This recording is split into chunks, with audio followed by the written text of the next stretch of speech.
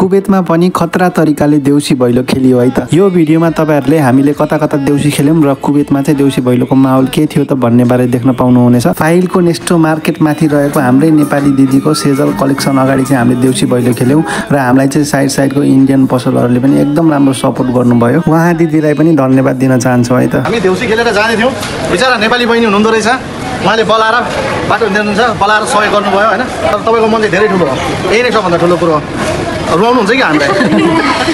र यसैगरी हामी फाइलमा रहेको एभरग्रीन कलेक्सन र एसएफ फोनमा पनि देउसी भैलो खेल्यौं।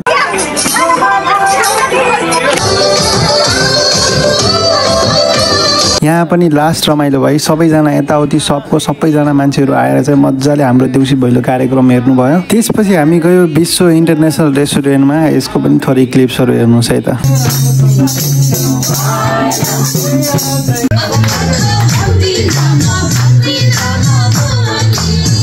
यो चाहिँ पार्ट 1 हो, पार्ट 2 पनि आउँछ र हामीलाई सहयोग गर्नुहुने सबैजनालाई धेरै धेरै धन्यवाद भन्दै आजको लागि बिदा हुन चाहन्छु है त।